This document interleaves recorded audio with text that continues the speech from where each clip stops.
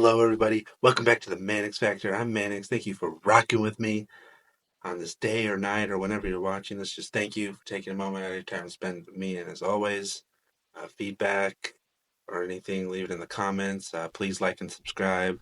Our last video got over 100 views, so thank you so much for that. Let's get to Griz football, right? We get the W against Cal Poly, 42-7. Great Montana football out there. It's our fourth straight win against Cal Poly. Let's get into it. We really put in that two quarterback system. Logan Fife opened it up, and he ended the game 12-16, 75% completion percentage, 137 yards, one touchdown, one pick, one fumble that he got saved on. We got the touchdown off that fumble by Lucas Freitas. Shout out to that guy. Happy that he got a touchdown. You don't always get an lineman getting a touchdown. But Logan Five, right, he threw a pick early in the game, and then we had Kiali Ayat kind of going for most of the first half after that. And for the game, Kiali Ayat was 9 of 14, 64.3% completion, 131 yards, had a touchdown himself, 9.4 throw. So we really dueled quarterback systemed today, combined 30 attempts between the two of them, almost half and half. And it really worked out, obviously, 42-7. So, obviously Logan's got to be better about the turnovers in the future. But otherwise, I think as fans, we can't complain too much about the performance. But moving on to something that was lackluster, the running game. The running game was not very successful against this Cal Poly defense. Our leading rusher was Nick Osmo, who had 9 carries, 35 yards, so just under 4 yards a carry at 3.9. But he also had a catch for 22 yards, so a total of 57 scrimmage yards. Not the greatest. No touchdowns. Eli Gilman, 11 carries, 17 yards, and a touchdown. So, Eli Gilman's still getting the touchdowns, but this was his worst in terms of yards, and especially his yards per attempt, which was only 1.5 when he was averaging, coming out of the bye, over 8 yards.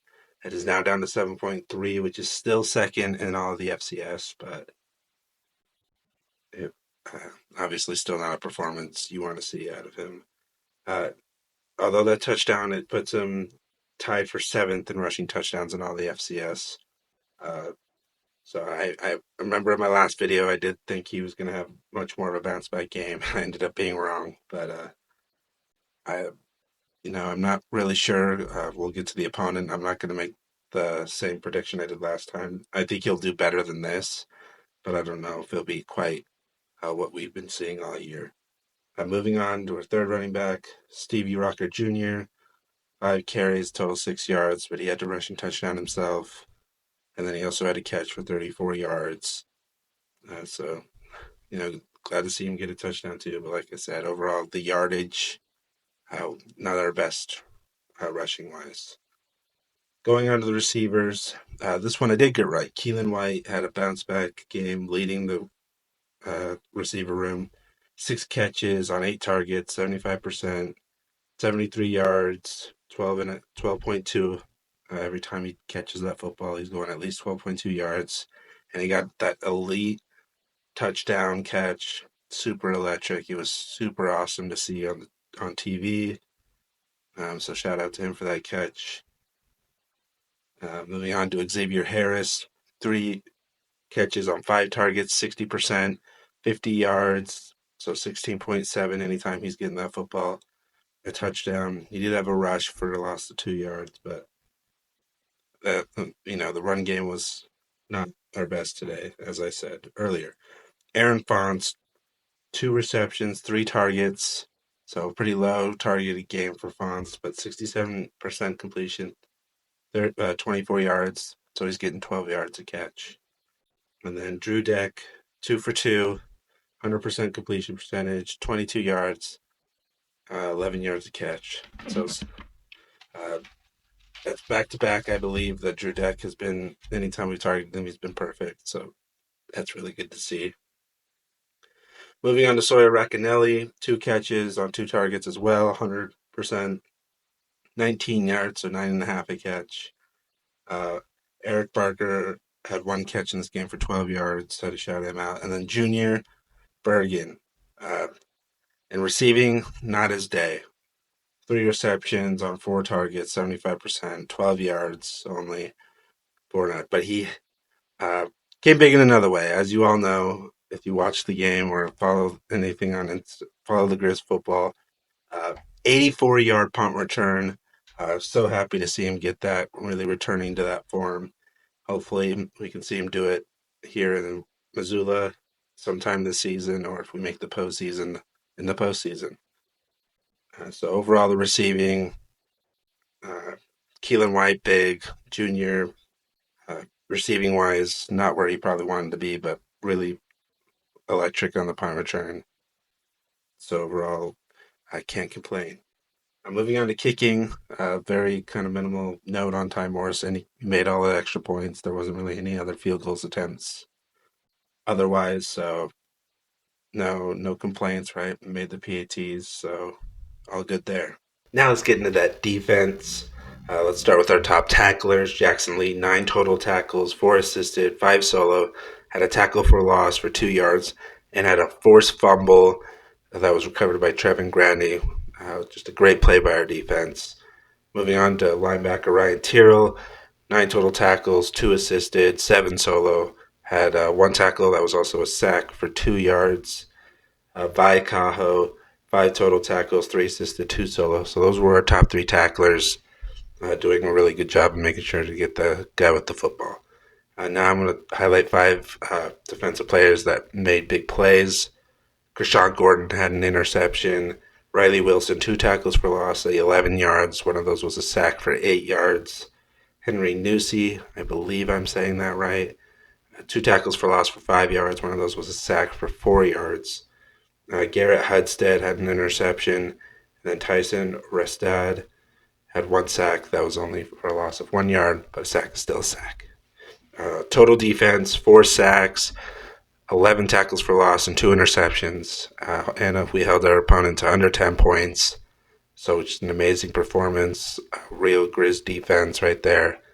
But we have a tough opponent next week in UC Davis. They are 8-1, 5-0 in the conference. Their only loss is to Cal, which is an FBS school. Their last game was against Northern Colorado, where they won 59-7. Their quarterback, Miles Hastings, had 20 completions on 26 throws, 285 yards, and 3 touchdowns. Their running back, Lon Larson, had 14 carries, 143 yards, and 3 touchdowns. Getting to those 2 players, Lan is 10th in rushing yards per game and 10th in total rushing yards. But the run game isn't our biggest defensive issue. As we did against Cal Poly, we have a good run defense. It's the pass.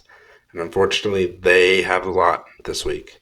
Miles Hastings, he is 4th in passing yards a game, 3rd in total passing yards, 3rd in passing touchdowns, 4th in average completions a game, 10th in completion percentage, and 11th in efficiency. So he is one of the best quarterbacks in the entire FCS. So our corners and secondary has not always been the best this season, but to help that, we really need to be getting pressure on them and forcing mistakes if we want to be able to win this game and slow down their offense. Our history, we're on a 2-game winning streak against them. Both their games were in their stadium. They are coming to Missoula, and they won last time they were in Washington Grizzly. We lost that game 49-21 in 2018, excuse me. So it's going to be tough. Fans out there, we need to be there to really bring the noise.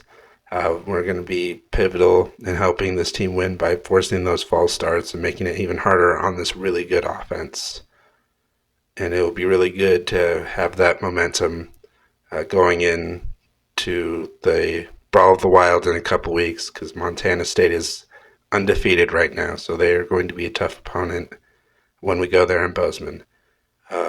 But overall, that's it for this week.